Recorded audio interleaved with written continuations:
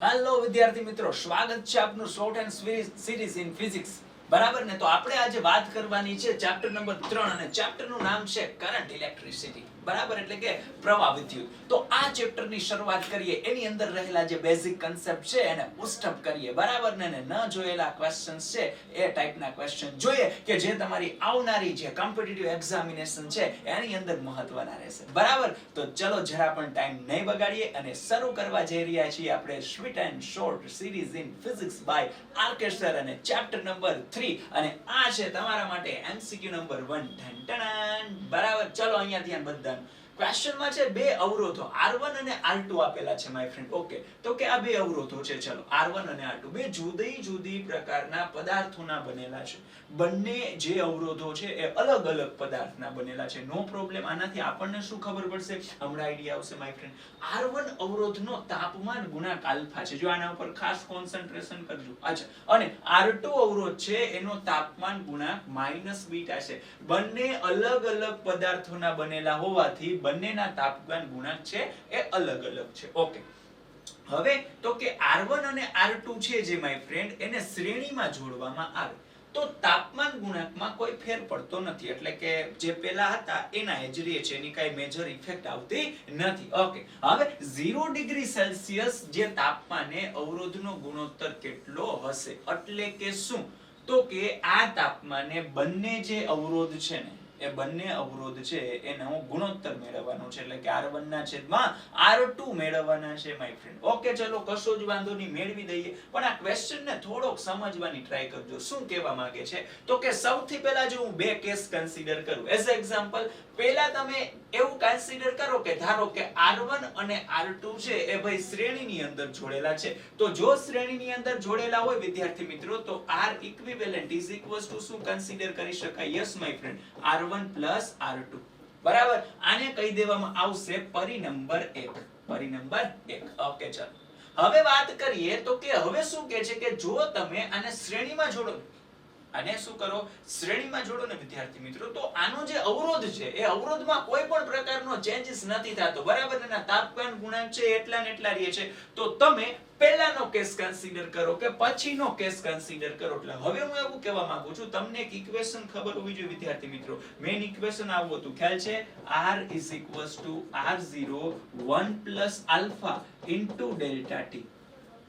બરાબર, હવે વોટેવર જે તાપમાન હશે, પ્રારંભિક તાપમાન છે એ 0 કન્સિડર કરેલું હતું, તો અંતિમ -0 એટલે અંતિમ તાપમાન મળશે. તો આ જે ફોર્મ્યુલા છે વિદ્યાર્થી મિત્રો, એ આપણે બીજા કેસની અંદર કન્સિડર કરવા જઈએ. જો ખાસ ધ્યાન, હવે તો કે શ્રેણીમાં જોડ્યા પછી પણ એનો અવરોધ છે ને એમાં કશો પણ ચેન્જીસ છે થતો નથી. બરાબર, હાલો તો R ઇક્વિવેલન્ટ પહેલા પણ એટલા જ રહે છે, જોડ્યા પછી પણ એટલા જ રહે છે. બરાબર છે? તો કે જો અહીંયા R1 R2 આ જૂનો અવરોધ છે, આ ઓલ્ડ.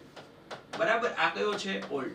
અચ્છા, હવે જે અહીંયા કન્સિડર કરશું ને વિદ્યાર્થી મિત્રો, એ અહીંયા કયો કન્સિડર કરશું? ન્યુ. એટલે થોડા તાપમાન જે છે એમાં ચેન્જ થઈ જાય. પછીનું જે ઇક્વેશન છે એ પણ પહેલાનો કયો કે પછીનો કયો, એમાં કોઈ પણ પ્રકારનો ચેન્જ થતો નથી, એવું ક્વેશ્ચન કહે છે. તો કેજો R ઇક્વિવેલન્ટ અહીંયા R1 એટલે મને લખાવો.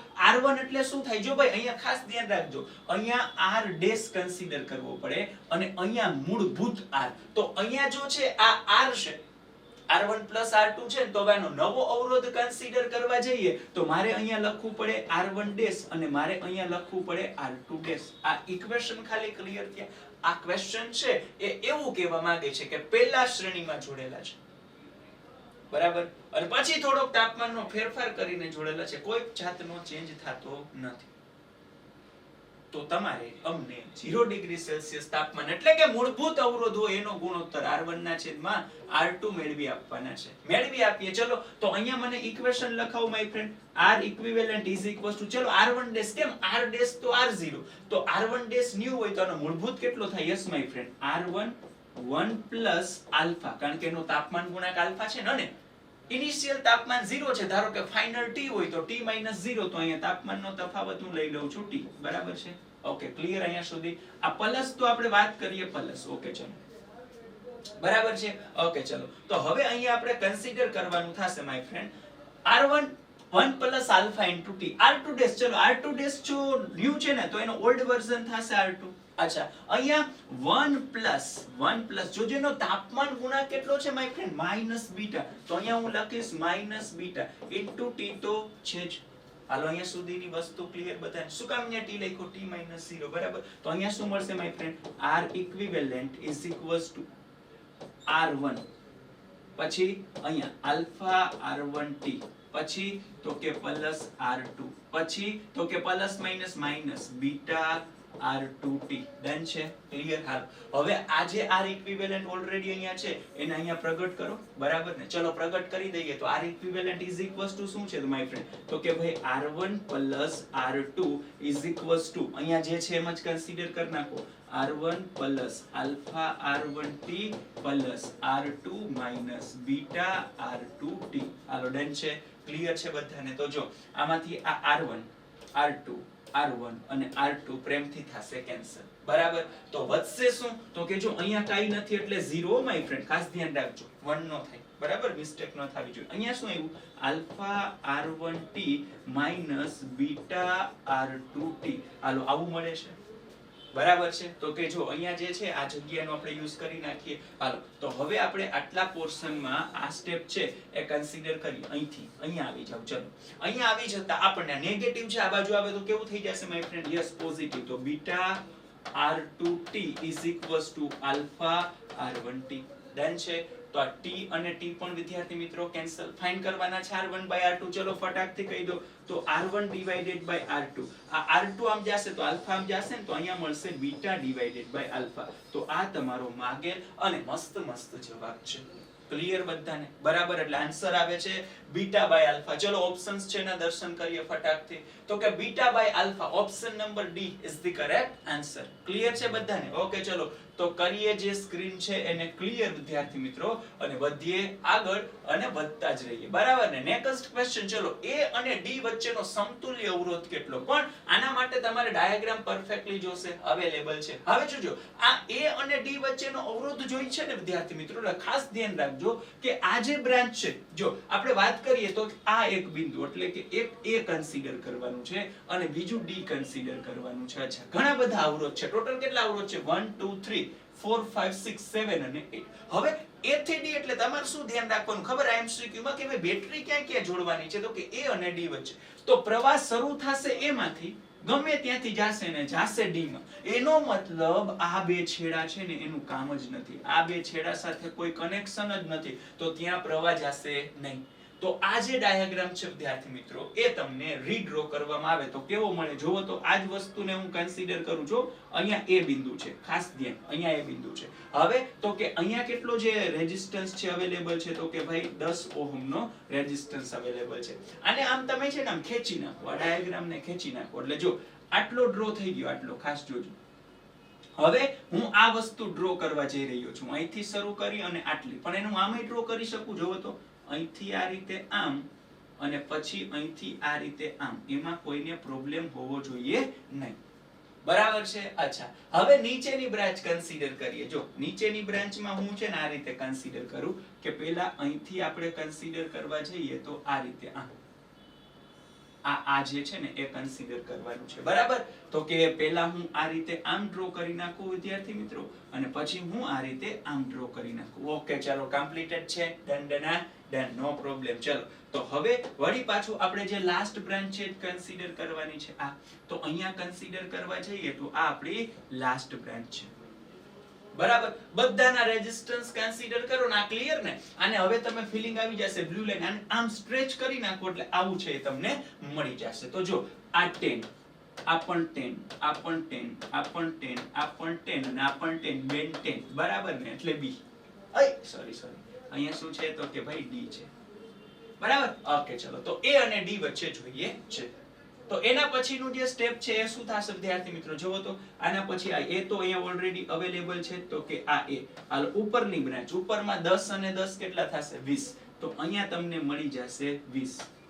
આ તો 10 છે જ. નીચે પણ 10 અને 10 કેટલા મળી જશે યસ વિદ્યાર્થી મિત્રો તો કે ભાઈ 20 એ તો છે. ચલો પ્રોબ્લેમ નથી. અને અહીંયા તો કે ઓલરેડી આપણી પાસે 10 તો અવેલેબલ છે જ પ્રોબ્લેમ નથી. ઓકે હાલો આ સ્ટેપ પછી આ એના પછીનું સ્ટેપ આપણે આમ રિવર્સમાં આવીએ છીએ. ઓકે ચલો તો અહીંયા કન્સિડર કરીએ કે ઓકે ચલો આ 10 છે. હવે આ ક્લિયર ને સીધું 20 પેરેલલ સમાંતરમાં હોય તો અવરોધ અડધો જ થાય. 20 છે તો 10 થાય, 50 હોય તો 25 થાય, 100 હોય તો 50 થાય, 200 હોય તો 100 થાય. તો અત્યારે 20 છે તો આનો પણ કેટલો મળશે તો કે અહીંથી તમે આનું ઇક્વિવેલન્ટ કન્સિડર કરો ને તો 10 મળે. અને લાસ્ટમાં પણ કેટલા છે તો કે ભાઈ લાસ્ટમાં પણ 10 છે જ, બરાબર ને? ક્લિયર? તો 10 10 અને 10 ત્રણે ત્રણ શ્રેણીમાં છે વિદ્યાર્થી મિત્રો. તો અહીંયા એક જ અવરોધ કન્સિડર કરી અને એનો સમતુલ્ય થશે 30. એટલે આનો આન્સર આવે 30. ક્લિયર? આમાં લોજિક સમજવાનું શું હતું ભાઈ તો કે જ્યાં બિંદુઓ જોઈ છે એના વચ્ચે આપણે બેટરી છે કનેક્ટ કરવાની છે. તો એ બે છેડા છે એ નીકળી જશે. સપોઝ તમને આ રીતે કીધું હોત આમાંનામાં કે ભાઈ તમારે છે ને વિદ્યાર્થી મિત્રો C અને B વચ્ચે ફાઇન્ડ કરવાનું છે, ખાસ ધ્યાન રાખજો C અને B, તો પછી આ છેડો નીકળી જાત અને આ છેડો નીકળી જાત, પણ આન્સર તો છે સેમ જ આવે. પહેલા આ રીતે આમ, પછી આ બંને ડ્રો કરો, પછી આ બંને ડ્રો કરો અને પછી આ કરો, એટલે એ તો મળે સેમ ટુ સેમ. ક્લિયર છે બધાને? કમ્પ્લીટેડ. ઓકે ચલો આનો આન્સર કેટલો છે? 30. ઓપ્શન ઉપર જતા રહીએ ફટાકથી. 1 2 3 yes my friend. 30. Option number C is the correct answer. બરાબર છે? તો આ છે તમને પર્ટિક્યુલર આન્સર મળશે. ઓકે ચલો તો ટાઈમ નહીં બગાડીએ, કરીએ ક્લિયર. બરાબર છે? વધીએ આગળ અને વધતા જ રહીએ. ચલો નેક્સ્ટ MCQ ની અંદર 4 ઓહમ નો અવરોધ, એક ડાયાગ્રામ આપેલો છે. આ બાજુ આવી જાય એટલે તમને ડાયાગ્રામ છે પરફેક્ટલી દેખાશે. 4 ઓહમ નો અવરોધ, પોટેન્શિયોમીટર નો કન્સેપ્ટ છે, ખાસ ધ્યાન રાખજો વિદ્યાર્થી મિત્રો. 4 ઓહમ નો અવરોધ 5 મીટર લાંબો વાયર, બરાબર ને? અચ્છા શું કે છે કે 4 ઓહમ નો અવરોધ છે એટલે કે ઓકે અહીંયા છે, અને 5 મીટર લાંબો વાયર એટલે કે આ જે વાયર છે એની વાત કરવામાં આવે. જો આ 5 મીટર લાંબો વાયર છે, એનો અવરોધ કેટલો આપેલો છે? 5 ઓહમ. એનો મતલબ એકમ લંબાઈ દીઠ અવરોધ કેટલો થાય? 1. 5 મીટર હોય તો 5 ઓહમ, અને અહીંયા 3 મીટર સુધીનો 3 ઓહમ, 4 મીટર સુધીનો 4 ઓહમ. Very good. ઓકે ચલો હવે અવરોધ શ્રેણીમાં 10 વોલ્ટ EMF ધરાવતા એટલે કે એક બેટરી છે, આ બેટરીના જે વોલ્ટેજ છે 10 વોલ્ટ છે, અને આ જે કોષ છે નો આંતરિક અવરોધ 1 ઓહમ છે. આ ખાસ ધ્યાન રાખજો, નાનું પણ નાગનું બચ્ચું ભૂલાઈ જવું જોઈએ નહીં. 1 ઓહમ, બરાબર ને? ઓકે. બે એક સરખા કોષોને સમાંતર જોડતા 300 સેન્ટીમીટર પર. એ 300 સેન્ટીમીટર એટલે તમે હકીકતમાં વાત કરવા જાવ ને તો આપણે શું કન્સિડર કરી શકીએ ખબર વિદ્યાર્થી મિત્રો? તો 300 સેન્ટીમીટર એટલે કે અહીંયા સુધી 3 મીટર. ત્યાં એ બિંદુ આગળ પરિપથ સમતુલિત છે. પરિપથ સમતુલિત હોવો એટલે શું? તો કે આ જગ્યાએ હવે અહીંયા પરિપથ જો સમતુલિત સ્થિતિમાં હોય ને તો ગેલ્વેનોમીટરમાંથી પસાર થતો પ્રવાહ તમને કેટલો બતાડતા હશે? 0. તો પરિપથ કેમાં કહેવાય? સમતુલિત અવસ્થામાં કહેવાય. તો દરેક કોષનો જે EMF છે એ કેટલો છે? બહુ સિમ્પલ ક્વેશ્ચન છે, પણ લોજિક બહુ દુનિયાના છુપાયેલા છે વિદ્યાર્થી મિત્રો. કન્સેપ્ટ ક્લિયર ન હોય તો ક્વેશ્ચન રીડ કરીને જ કંઈક થઈ જાય કે આ શું છે, સમજીએ વ્યવસ્થિત રીતે બધાનું આ બાજુ ધ્યાન. ચલો તો આપણે છે ને આ પરફેક્ટ તમને ફીલિંગ આવે એટલા માટે આ જે વસ્તુ છે એ અહીંયા શિફ્ટ કરેલી છે. ક્લિયર? ઓકે ચલો હવે સમજો, હું જે બોલું ને એના ઉપર ખાસ ધ્યાન રાખજો. સૌથી પહેલા તો આ જગ્યાએ પરિપથ કેવી અવસ્થામાં છે? સમતુલિત અવસ્થામાં છે. સમતુલિત અવસ્થા એટલે કે I બરાબર કેટલા મળે? 0. જો સૌથી પહેલા પ્રવાહ છે એ ઉત્પન્ન કેમાંથી થાય? આ બેટરીમાંથી ને. ધારો કે પ્રવાહ છે આપણે કન્સિડર કરવા જઈએ વિદ્યાર્થી મિત્રો, I જેટલો પસાર થાય છે, બરાબર? હવે I જેટલો પ્રવાહ પસાર થતો થતો આ બ્રાન્ચ ઉપર આવે, બરાબર? અહીંયા આ જગ્યાએ અહીંયા એના હકીકતમાં કેટલા ભાગ પડે? 2. થોડોક આમ જવો જોઈએ અને થોડોક આમ, પણ અહીંયા નીચેની સાઈડ પ્રવાહ જાશે નહીં. શું કામ? કારણ કે જે તમારો જે કહી શકાય ને કે પરિપથ છે એ સમતુલિત અવસ્થામાં, એટલે અહીંયા આ નીચેના ભાગમાં પ્રવાહ 0 છે, તો ટોટલ પ્રવાહ અહીંથી જ પસાર થશે, એટલે કે નીકળતો તો I અને મળે છે I. આટલા પોર્શનમાં આ જે અહીંથી તમે અહીંયા સુધીનો કન્સિડર કરો પોર્શન, એમાં પ્રવાહ છે એ પસાર થશે નહીં. ક્લિયર? એટલે અહીંયા સુધી કમ્પ્લીટેડ બધાને વિદ્યાર્થી મિત્રો, બરાબર ને? તો આપણે એવું કન્સિડર કરવાનું છે કે જે પ્રવાહ નીકળતો તો I એ આખામાં I જેટલો જ રહેશે ને ફાઇનલી અહીંયા પહોંચતા એ I થઈ જશે. એટલે અહીંથી જો આ રેડ નીકળે છે અને બલ્લુ પાછો એટલો જતો રહેશે, બરાબર ને? એટલે અહીંયા આટલાની અંદર તમે કિર્ચોફનો નિયમ વાપરો તો ભાઈ આટલો આ જે મુસાફરી કરો છો ને એની અંદર જો હવે એની અંદર છે ને ભૂલ ન પડે. કઈ રીતની ભૂલ? તો કે સૌથી પહેલા સ્ટાર્ટ બે તરીથી કરવાનું, બરાબર ને? આપણે I મેળવી લઈએ પેલા, નીચે તો જાતો નથી એટલે I 0 છે. જોજો અહીંથી હવે તમને કિર્ચોફનો નિયમ તો ખબર જ હોય, બેટરીથી શરૂ કરો, negative to positive. Negative to positive એટલે લખવાના કેવા? પોઝિટિવ. તો આના વોલ્ટેજ કેટલા છે? 10. તો આ થઈ ગયા 10.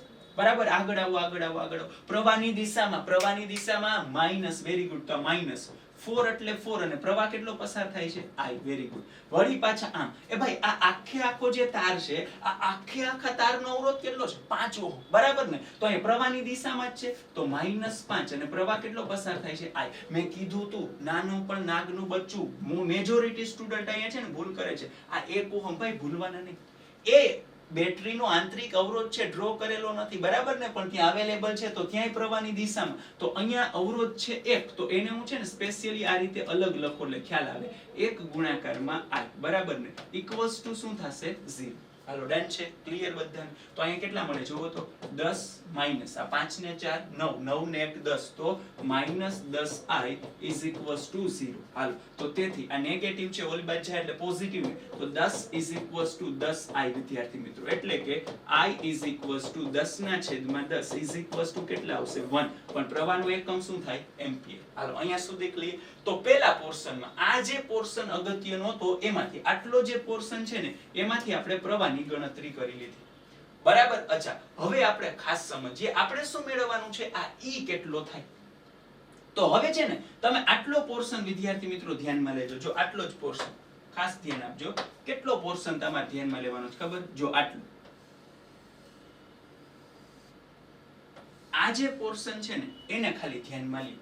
હવે એનું હું ડ્રોઈંગ અહીંયા કરું છું. જોજો, હું એમ કહું કે આ બંને વચ્ચે પણ કાઈક વોલ્ટેજ તો હશે જ ને, બરાબર? હાલો એને હું કહી દઉં વોલ્ટેજ છે એ અહીંયા સુધી, અહીંથી આ સ્ટાર્ટ થાય અને અહીં સુધી આ જે બિંદુ છે એ વોલ્ટેજ V જેટલો છે, બરાબર? ઓકે, એને V ડેશ કહી દઈએ એટલે કઈ પ્રોબ્લેમ ન થાય. આટલો વોલ્ટેજ V ડેશ. પછી આ બે સમાંતરમાં છે ને આ બંનેને I સમાંતરમાં જ થાય ને. તો જો અહીંયા કન્સિડર કરો ને તો આ જે બેટરી છે એનો EMF છે E, અહીંયા જે બેટરી છે એનો EMF છે E જેટલો, બરાબર ને? તો આનો પણ E, આનો પણ E, બરાબર ને? બધાને ખબર હોય પેરેલલ એટલે કે સમાંતર જોડાણમાં પ્રવાહ અલગ હોય વિદ્યાર્થી મિત્રો, ખાસ ધ્યાન રાખજો. શ્રેણીમાં પ્રવાહ કેવો? સરખો ને વોલ્ટેજ કેવો? અલગ અલગ. પણ સમાંતરની અંદર પ્રવાહ અલગ અલગ, જે વોલ્ટેજ છે કેવો? સરખો. તો અહીંયા E હોય, અહીંયા E હોય, તો હકીકતમાં અહીંયા પણ કેટલો હોય? E.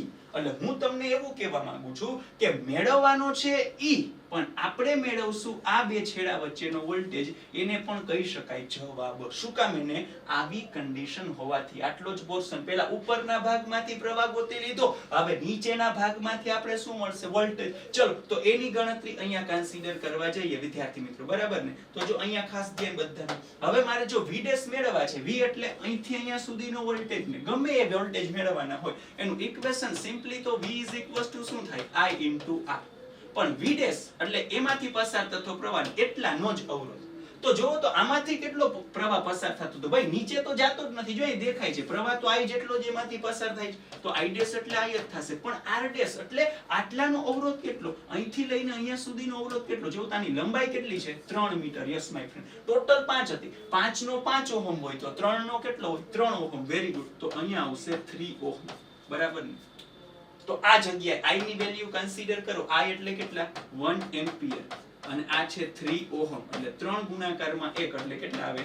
તો કે 3 અને એકમ થશે વોલ્ટ. એટલે 3 volt is the correct answer. છે ને? જબરજસ્ત MCQ. લોજિક બહુ ઇમ્પોર્ટન્ટ છે, ખાસ સમજવાનું હતું. ગણતરી આમ સિમ્પલ બટ કન્સેપ્ટ છે એ ક્લિયર હોવો જોઈએ, બરાબર? ચલો એક વખત ઓપ્શન્સ છે ના દર્શન કરી લઈએ વિદ્યાર્થી મિત્રો. તો કે કયો આન્સર આવશે? Yes my friend, option number B is the correct answer. 3 volt. Clear છે બધાને? બરાબર ને? તો જો તમને હોય ક્લિયર તો આપણે પણ કરીએ ક્લિયર અને વધીએ આગળ MCQ નંબર 4 ઉપર. બહુ મસ્ત MCQ. અહીંયા ઓપ્શન્સ જોતા ખ્યાલ આવશે મેં લખેલા નથી. શું કામ? હમણાં જ કહું, કારણ કે મારે છે ને આમાં એક ક્વેશ્ચન નથી કરાવવો, ઢગલા મોટા ક્વેશ્ચન કરાવવા છે. અને સિમ્પલી તમને છે ને એક જ વસ્તુની અંદર એટલા બધા MCQ કહી દઉં ને કે તમને મજા આવી જશે. કોઈ પણ પૂછાય તો વાંધો આવશે નહીં. મેગા ટ્રીક કહી શકો, મેગા ટ્રીક, બરાબર? ના, દરેક બાજુનો અવરોધ 1 કિલો ઓહમ હોય તો સમઘનના A અને H વચ્ચેના સમતુલ્ય અવરોધ કેટલો થશે? જો અહીંયા ધ્યાન બધાને, મારે જે સમજાવવાનું છે ને વિદ્યાર્થી મિત્રો લોજિક, એના માટે અહીંયા આવી જાવ. તમે છે ને આ ભૂલી જાવ. આની જગ્યાએ તમે રિપ્લેસ કરી નાખો કે ધારો કે બધાનો અવરોધ છે ને એ કેપિટલ R ઓહમ છે. દરેક બાજુનો અવરોધ છે એ કેપિટલ R, બરાબર. તો અહીંયા તમને જે અલગ અલગ વસ્તુઓ મેળવવાની કીધી છે ને એની વાત કરી નાખીએ. મારે પેલો ક્વેશ્ચન તમારે એવો કરવાનો છે કે ભાઈ મુખ્ય આની અંદર જે છે ને મુખ્ય વિકર્ણ હોય, જોજો સાંભળજો, કેવા વિકર્ણ હોય તો કે મુખ્ય વિકર્ણ હોય ત્યાં અવરોધ કેટલો થશે, સમતુલ્ય અવરોધ. બીજો ક્વેશ્ચન મારે તમને એવો પૂછવો છે કે ગૌણ વિકર્ણો હોય, કેવા વિકર્ણો હોય, ગૌણ વિકર્ણ હોય ત્યાં જે સમતુલ્ય અવરોધ છે કેવો થશે. ત્રીજો પ્રશ્ન મારે તમને એવો પૂછવો છે કે કોઈ પણ આની કોઈ પણ બાજુ હોય એના માટે જે સમતુલ્ય અવરોધ છે એ કેટલો થશે. અને ચોથો ક્વેશ્ચન મારે તમને એવો પૂછવો છે કે સામસામેની બાજુ, કેવી બાજુ વિદ્યાર્થી મિત્રો, યસ, સામસામેની જે બાજુ હોય એ સામસામેની બાજુ હોય તેના મધ્ય બિંદુઓ પર જે અવરોધ હશે એ કેટલો હશે. જો તો મેં તમને એક MCQ ની અંદર કેટલા ક્વેશ્ચન કરી નાખ્યા, 4. એટલે તો જે ઓપ્શન્સ હતા આપેલા નથી, મારે તમને 4 અલગ અલગ ક્વેશ્ચન ક્લિયર કરાવવા છે. હવે સૌથી પહેલા મતલબ આ શું કહેવા માંગે છે ક્વેશ્ચન, આની અંદર એક સમઘનનું નેટવર્ક છે. નથી જોતો સમઘન, ભાઈ કેટલા અવરોધ થાય સમઘનની અંદર તમે કન્સિડર કરો તો કે એકમાં 1 2 3, જો આ 1 આ 2 આ 3 આ 4 5 6 7 8 9 10 11 અને 12, 12 અવરોધ છે એ 12 નથી જોતા. 12 ને બદલે એક એવો આવે કે આ બધાય બહાર નીકળી જાય. 12 ને બદલે એક એવો અવરોધ આવે કે આ બધાય ક્યાં નીકળી જાય, 12. તો એ આર ઇક્વિવેલન્ટ છે વિદ્યાર્થી મિત્રો, એ મેળવવાના છે. મેળવીએ એમાં સૌથી પહેલા હું તમને એમ કહું મુખ્ય વિકર્ણ એટલે હું શું કહેવા માંગુ છું ખબર, જો સામસામેની બાજુ લેવાની, જેમ કે એક A પોઈન્ટ હોય તો એક H હોય, તો આવો એક વિકર્ણ મળ્યો. આવા ટોટલ કેટલા મળે આમાં ખબર, હાલો મેળવો આવા ટોટલ કેટલા મળે, જો આ ખાસ સમજજો. ટોટલ આવા જો એક A અને એક H. એવી રીતે તમે કન્સિડર કરી શકો એક C અને એક G, બરાબર. પછી એક B અને એક F અને એક E અને એક D, આવા 4 વિકર્ણો મળે. ખાસ ધ્યાન રાખજો, એક E અને D વચ્ચે ટૂંકમાં ખૂણા લેવાના. તમે જે રૂમમાં બેઠા હોય એના ખૂણા પકડી લ્યો સામસામેના, એ મુખ્ય વિકર્ણો. એટલે આમાંથી કોઈ એક એક્ઝામ્પલ આપો, જેમ કે AH જેવા, બરાબર ને. આના માટે કહીએ તો આ બધાય કાઢી નાખવાના અને A અને H વચ્ચે એક જ અવરોધ જોડવાનો, જેને તમે R ઇક્વિવેલન્ટ કહી શકો. તો એ કેટલું જોડવાનું ખબર, એ જોડવાનો 5/6R, એટલે આના જેવું જ કામ કરશે. ઓકે, ચલો એના પછી ગૌણ વિકર્ણ. ગૌણ વિકર્ણ એટલે શું, તો કે કોઈ પણ એક પૃષ્ઠ લઈ લ્યો, જેમ કે ABCD. કયું પૃષ્ઠ કન્સિડર કર્યું વિદ્યાર્થી મિત્રો, ABCD. તો ABCD માં એક આવે AD અને બીજું આવે CD. આવા ટોટલ કેટલા વિકર્ણો મળે, જો તો એક પૃષ્ઠ તમે જે રૂમમાં બેઠા છો એની દીવાલ ગણી લ્યો, કેટલી છે, 1 2 3 4 5 અને 6, બરાબર. જેમ કે આ પૃષ્ઠ ગણીએ તો એક આ વિકર્ણ અને એક આ વિકર્ણ, તો એક દીવાલને કેટલા હોય, 2. તો આવી ટોટલ કેટલી થઈ, 1 2 3 4 5 અને 6, 6 2 12. તો જો 12 તમારે જોતી હોય ને તો A D B C થઈ ગયું. પછી આ પૃષ્ઠ લ્યો નીચેનું, તો C H F D, બરાબર છે. પછી આ લ્યો તો B H G B, બરાબર છે. પછી આ લ્યો તો E C A F, થઈ ગયું ને ક્રોસ. પછી પાછળનું લ્યો, પાછળનું E H G અને F. પછી ઉપરનું લ્યો, ઉપરનું E B A અને G. કોઈ પણ વચ્ચે પૂછે, મતલબ આવા જે બાદ પૃષ્ઠ છે, પૃષ્ઠના વિકર્ણો માટે પૂછે, તો એના માટે તમારો આન્સર આવશે વિદ્યાર્થી મિત્રો, R equivalent is equals to 3/4R, બરાબર ને. આટલો આન્સર આવશે. અચ્છા, હવે કોઈ પણ બાજુ, તો આમાં એક ઉદાહરણ ખાલી તમને આપી દઉં એટલે પ્રોબ્લેમ ન થાય. ધારો કે હું આના માટે લખું છું CH, બરાબર ને, એના જેવા કોઈ પણ બાજુ, ટોટલ આની જે બાજુ છે કોઈ પણ બે નજીકના બિંદુ લઈ લેવાનું છું. તમે AB કો, યા તો BG કો, યા તો GE કો, અને આ તો AE, વોટેવર જે કેવું હોય, કોઈ પણ બે ટૂંકમાં બાજુના પોઈન્ટ થી જે બાજુ બને, કેટલી બધી બાજુ મળશે, બરાબર ને. આટલી જે બાજુ લેવી હોય એ છૂટ, બરાબર. કોઈ પણ બાજુ લેવાની. એઝ એક્ઝામ્પલ હું ખાલી લખું છું AB અને CD જેવી, તો અહીંયા લખી નાખું, ધારો કે મેં AB લીધું, બરાબર. તો AB વચ્ચે બેટરી જોડવાની અને બહાર નથી જોતા, કોઈ એક જ અવરોધ જોઈ છે, તો તમને ત્યાં આન્સર કેટલો મળશે વિદ્યાર્થી મિત્રો ખબર, R equivalent is equals to 7/12R, 7/12. અને લાસ્ટ વન, સામસામેની બાજુ હોય એના મધ્ય બિંદુ, જેમ કે આ A છે તો એને સામેની બાજુ અનુરૂપ આ કહેવાય. તો અહીંયા ધારો કે આનું મધ્ય બિંદુ અને અહીંયા ધારો કે આનું મધ્ય બિંદુ, એ બંને વચ્ચે તમારે બેટરી જોડી દેવી છે, બરાબર છે, અને આ બધાય કાઢી નાખવા છે, આની જગ્યાએ ખાલી એક જ અવરોધ મૂકવો છે અને એને કેવો છે તમારે R ઇક્વિવેલેન્ટ. તો અહીંયા કેટલો અવરોધ મૂકવો પડે કે જેથી એની ઇફેક્ટ એ જ આવે. આની અંદર આન્સર આવશે વિદ્યાર્થી મિત્રો R equivalent is equals two R. તો મેં તમને ટોટલ આ જે ડાયાગ્રામ છે એમાં ઓપ્શન્સ નથી આપેલા, પણ ઓપ્શન્સ ની બદલે 4 અલગ અલગ ક્વેશ્ચન કરાવી લીધા. અને ઇમ્પોર્ટન્ટ વસ્તુ માય ફ્રેન્ડ બધી ક્લિયર. બધાને મુખ્ય વિકર્ણો કેટલા મળતા હતા? 4, બરાબર. ગૌણ વિકર્ણો કેટલા મળે? તો કે એક દિવાલને 2 આવી 6 હોય તો 6 2 12. બાજુઓ તમે જોઈ શકો, ટોટલ તમે ઘણી બધી બાજુઓ આની અંદર છે એ કન્સિડર છે એ કરી શકો, બરાબર ને? ઓકે, ચલો તો આ જે ડિઝાઇન છે હવે આપણે કાઢી નાખીએ, બરાબર. તમારી સમક્ષ એક સમઘન હતો, પૂછેલો હતો તો પહેલો જ પ્રશ્ન, આનો આન્સર આવશે 5/6R, બરાબર છે. પણ ક્યારે? તો કે અહીંયા R હોય તો. કદાચ આનો આ ક્વેશ્ચન નો આન્સર મેળવવો હોય તમારે તો આ 5/6 અને R એટલે કેટલા છે ભાઈ? તો કે 1 કિલો ઓહમ, બરાબર. તો આનું જે સાદું રૂપ આપણે આપીએ તો 5/6 કિલો ઓહમ જ આવે માય ફ્રેન્ડ, બરાબર. તો આટલો આન્સર આવશે. કમ્પ્લીટેડ બધાને? ડન છે? ઓકે, ચલો તો આ આપણો જે ક્વેશ્ચન છે ક્વેશ્ચન નંબર થઈ ગયો વિદ્યાર્થી મિત્રો 4. અને હવે આપણે નેક્સ્ટ ક્વેશ્ચન ઉપર પ્રયાણ કરીએ. નંબર છે 5. હાલો.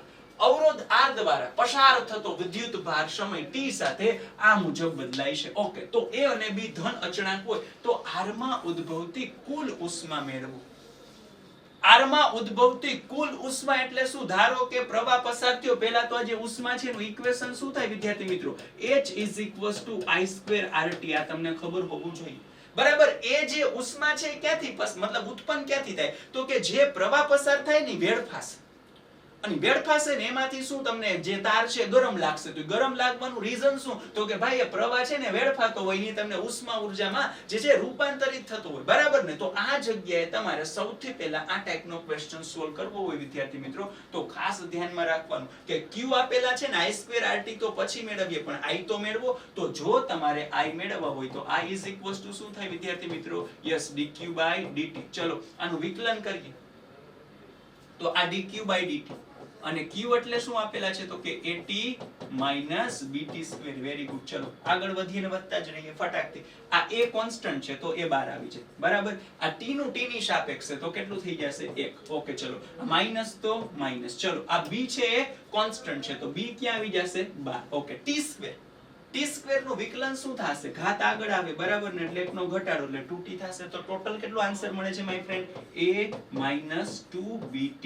આ તો તમને મળી ગયા ખાલી I. સાંભળજો, આ તો તમને મળી ગયા I. હવે તમારે માય ફ્રેન્ડ H મેળવવું હોય તો હકીકતમાં અહીંયા જે છે ને dQ/dt કરીને મેળવેલું છે. અરે પ્રવાહ છે સમય સાથે સતત બદલાય છે, પ્રવાહ છે સમય સાથે સતત બદલાય છે. અને જો કન્ટિન્યુઅસ ચેન્જ હોય તો તમે માય ફ્રેન્ડ આ ઇક્વેશન ડાયરેક્ટલી યુઝ ના કરી શકો, કારણ કે સમય પર આધારિત છે. આ જે ઇક્વેશન છે એ સમય પર આધારિત છે. તો ઇન્સ્ટન્ટેનિયસ એટલે કે તાત્ક્ષણિક કિંમત આવે તો તાત્ક્ષણિકના કિસ્સામાં તમારે સંકલન જ કરવું પડે. અને સંકલન કોની સાપેક્ષે કરવું પડે? તો કે સમયની સાપેક્ષે કરવું પડે. એની લિમિટ કેટલી રાખવી પડે? તો કે 0 થી લઈને t રાખવી પડે. તો આ પ્રવાહ છે વિદ્યાર્થી મિત્રો, તમને એમ થાય સાહેબ 0 એટલે તો 0, પણ t એટલે શું? તો કે t કઈ રીતે મેળવશો વિદ્યાર્થી મિત્રો? જો પ્રવાહ તમારો ટૂંકમાં ચાલો ઘટતો એમ કે મેક્સિમમ માં મેક્સિમમ કેટલી ઉર્જા ઉત્પન્ન થાય તો પ્રવાહ બધોય વિનાશ થઈ જાય ધારો કે, અને એની જે ઉષ્મા છે એ જે શક્તિ હતી ઉષ્મા ઉર્જાની અંદર રૂપાંતરિત થઈ જાય. તો તમે I = 0 કન્સિડર કરો વિદ્યાર્થી મિત્રો. તો I કેટલા છે? A - 2BT = 0 થાય. તો પછી આને આ બાજુ લઈ લાવ તો A = શું થાય? 2BT થાય. તો પછી T = શું થાય? A/2B. એનો મતલબ પ્રવાહ ઘટતો તાત્ક્ષણિક પ્રવાહ 0 થશે. એ 0 થવાનો ટાઈમિંગ કેટલો? તો કે A/2B. તો અહીંયા હું કન્સિડર કરી શકું કે આ જે T છે ને એની જગ્યાએ હું લખી શકું A/2B, કારણ કે ત્યારે પ્રવાહ છે 0 થઈ ગયો હોય અને તમને મેક્સિમમ માં મેક્સિમમ ઉષ્મા ઉર્જા છે મળેલી હોય, કારણ કે એ વેડફાતો જ હશે એમ જ ઉષ્મા ઉર્જા મળે. તો ક્લિયર અહીંયા સુધી? શું કામ એને સંકલન લીધું? તાત્ક્ષણિક વસ્તુ છે. શું કામ એને તાત્ક્ષણિક વસ્તુ છે? સમયવાળું પદ આવે છે. શું કામ એને સમયવાળું પદ આવે છે? ભાઈ આપેલું છે. શું કામ એને આપેલું છે? તો એ ક્વેશ્ચન બનાવનારને ખબર, બરાબર છે? ઓકે, ચલો તો આ જગ્યાએ હવે આપણે આપણે આગળ વધીએ અને વધતા રહીએ તો બધાનું અહીંયા ધ્યાન. આ 0 અત્યારે હું t લખું છું, જરૂર પડે આ t હું a/2b લઈ લઈશ. ઓકે, i² એટલે આનો સ્ક્વેર કરવાનો છે તો અહીંયા આપણે કન્સિડર કરશું a - 2bt અને આખાનો સ્ક્વેર. આ r એટલે r અને dt એટલે dt, એમાં વાંધો નથી. હાલો ઓકે, આ સ્ક્વેર કરો તો અહીંયા 0 થી t a - b whole square a² - 2b + b² ને તો જો આ રીતે કન્સિડર કરવા જઈએ તો અહીંયા a². હાલો આટલું ક્લિયર.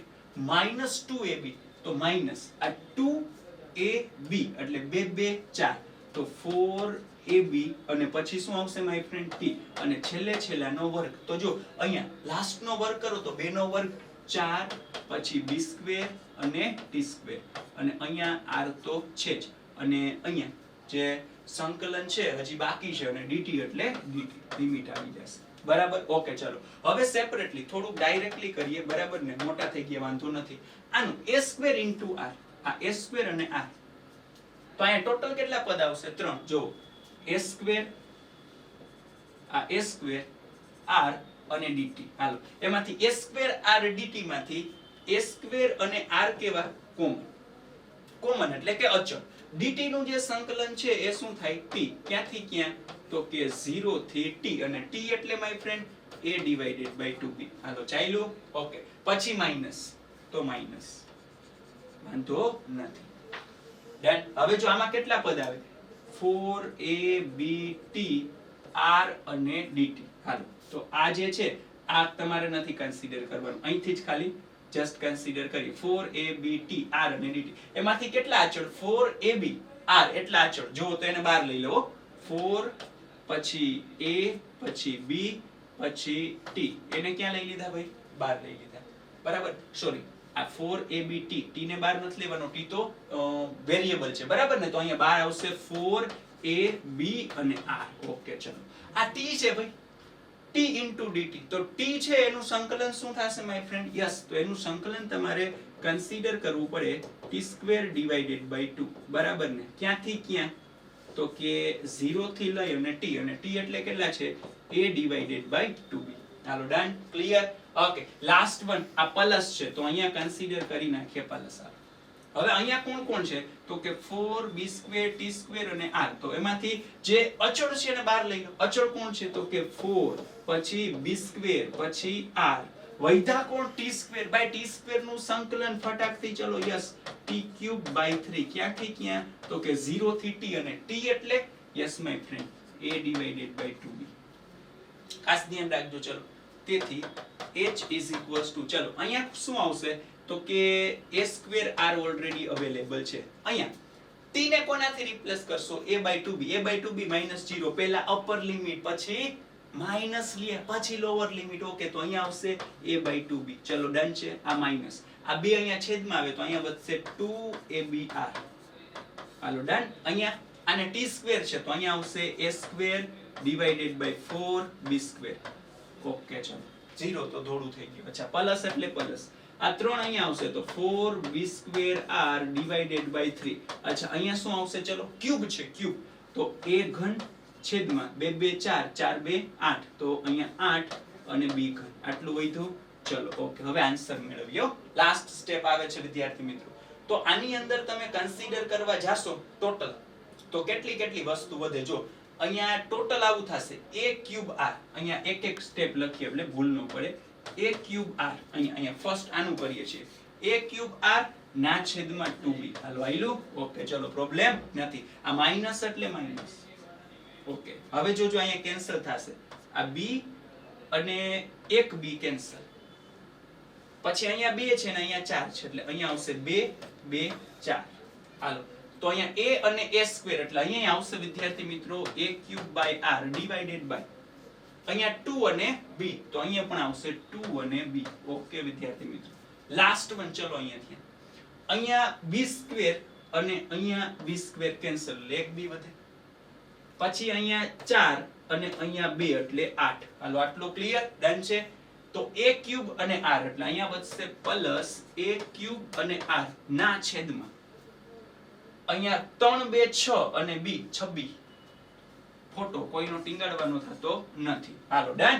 તો આટલું વધ્યું. આમાંથી તમે જોવો ને આ બે કાકા બાપાના એટલે કે AQ_2b AQ_2b આ પ્લસ આ માઈનસ હાલો નીકળો ભાઈ રમો તમે બરાબર ને. તો વધ્યું કોણ ભાઈ તો કે A³R/6b આટલો આન્સર આવશે બરાબર.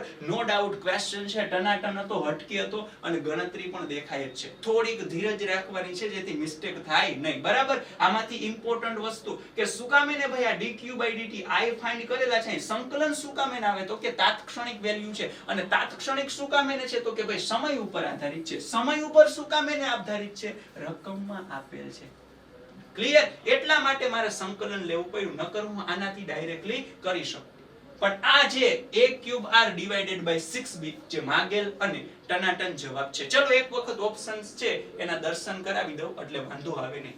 A³R/6b દેખાય છે. Option number A is the correct answer. બરાબર ને. ઓકે તો આ તું વિદ્યાર્થી મિત્રો આપણું ચેપ્ટર નંબર 3 ઘણા બધા કન્સેપ્ટ છે એ ટૂંકા સમયમાં ક્લિયર કરાવેલા છે. પણ આવા જ કન્સેપ્ટ જો તમારે ડિટેલિંગમાં સમજવા હોય તો આપણો ક્રેશ કોર્સ આવી જ રહ્યો છે ટૂંક સમયમાં. તો અહીંયા સુધી રાખીએ છીએ. મળશું નેક્સ્ટ લેક્ચરમાં. ત્યાં સુધી આરકે સરના tata bye bye see you. Thank you very much.